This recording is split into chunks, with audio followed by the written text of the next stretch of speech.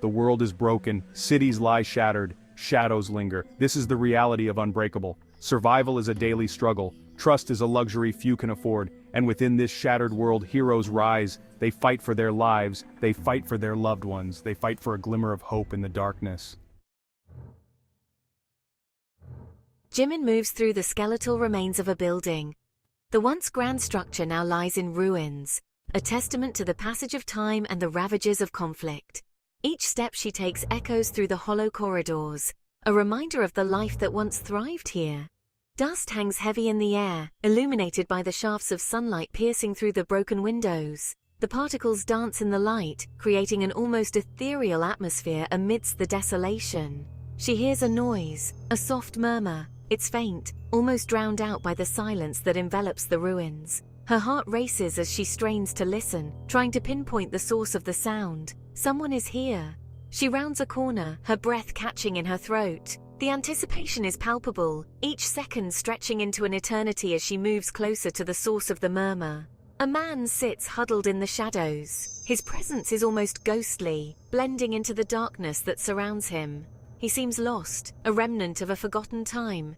He rocks back and forth, muttering to himself. His voice is a low, continuous drone, filled with a sense of despair and confusion. It's as if he's trapped in his own mind, unable to escape the torment within. His words are a chilling mix of fear and madness. They spill out in a frantic rush, painting a picture of a mind on the brink of collapse. Each sentence is more disjointed than the last, a testament to the chaos within. He speaks of the great emperor. His voice takes on a reverent tone, as if the mere mention of the name holds power. It's clear that this figure looms large in his mind, a symbol of something far greater than himself, a power from a bygone era. The great emperor's legacy is one of strength and dominance, a ruler whose influence still echoes through the ages. The man's words paint a vivid picture of this ancient power, a force that shaped the world in its image. Jimin listens, a chill crawling down her spine. The man's words resonate with her, stirring something deep within. It's as if she can feel the weight of history pressing down on her, the echoes of the past reaching out to touch the present. She recognizes the name the man utters, Lee Kyu-ho. The realization hits her like a bolt of lightning, the significance of the name sending shockwaves through her mind. It's a name she knows all too well, a name that carries with it a legacy of power and mystery. Kyu-ho. The very name sends shivers down Jimin's spine. Memories flash before her eyes, whispers of his legendary strength, his ruthlessness, his power. She watches the man, his sanity clearly shattered, but even in his madness there's a flicker of something dangerous, something unpredictable. Jimin knows she should end it. He poses a threat, even in his state, but something holds her back, a sliver of doubt, a whisper of compassion. Meanwhile, Do-hyuk faces his own confrontation. The air around him is thick with tension, and he can feel the weight of the moment pressing down on him. Every muscle in his body is taut, ready for whatever comes next. A boy stands before him, his posture unwavering, exuding a confidence that belies his age. The boy's presence is both familiar and unsettling, a paradox that Do-hyuk can't quite place. He smiles, but his eyes hold a chilling intensity. "Don't you recognize me?" he asks, his voice dripping with a mix of nostalgia and menace. "I'm your best friend." Do-hyuk is wary. His mind races, trying to piece together fragments of memories that seem just out of reach. The boy's words echo in his head, stirring a sense of unease. He doesn't recognize the boy. The face is unfamiliar, yet there's something hauntingly recognizable about the eyes, the way they bore into his soul. The boy holds out his hand, his expression serious and unwavering. In his palm he reveals something that glows with an otherworldly light. In his palm rests a ring. It's simple in design, yet there's an undeniable power emanating from it, a force that seems to pulse with life. Simple, yet radiating an odd energy. The ring's glow casts eerie shadows, hinting at the mysteries and dangers it holds. This ring, it's a symbol of our bond. The boy's voice is soft, almost reverent, as if he's speaking of something sacred. Do-hyuk hesitates. His instincts scream at him to be cautious, to question everything about this encounter. He senses something is wrong.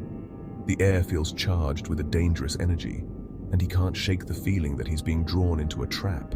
"My name is Kyu-ho," the boy declares, his voice firm and resolute. There's a fire in his eyes, a determination that speaks of unspoken promises and shared destinies. And we're going to cleanse this world together.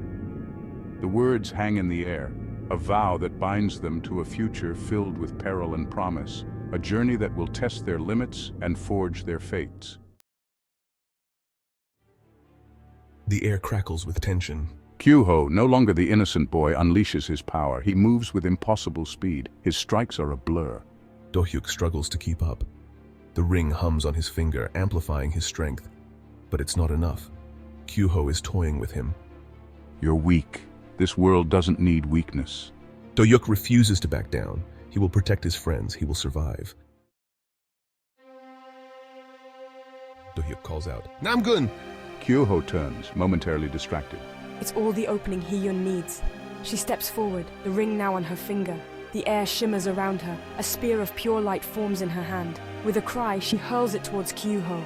The spear finds its mark, piercing Kyuho's defenses. He cries out in pain and rage. Kyuho staggers, his body trembling from the sheer exhaustion of the battle. Every step feels like a mountain to climb, but he pushes forward, driven by an unyielding spirit. He stares at Do-hyuk, his eyes wide with disbelief. He had underestimated them, not just as opponents but as individuals with a fierce determination. The intensity in Do-hyuk's eyes speaks volumes, a silent testament to their resolve. He had underestimated the power of their bond.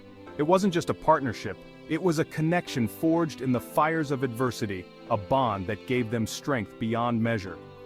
As Kyuho collapses, Do-hyuk feels a surge of relief wash over him. The weight of the battle lifts momentarily, allowing him to breathe, to feel the victory, however fleeting it might be. But there's no time to celebrate. The air is thick with tension, and every shadow seems to hide a new threat. They know that this is just one battle in a much larger war. The fight is over, but the war is far from won. The battlefield is a grim reminder of the cost of their struggle, the ruins a testament to the devastation they must overcome.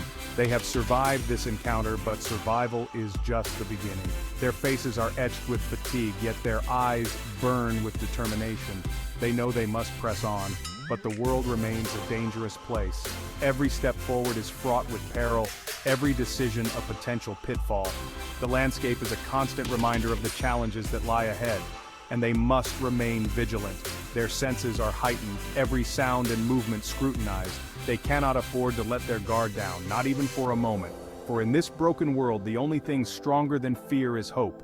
It is the light that guides them through the darkness, the beacon that keeps them moving forward, and the unbreakable bonds of friendship. Together, they are stronger than any obstacle, their unity a powerful force against the odds. In each other, they find the strength to continue, to fight, and to hope.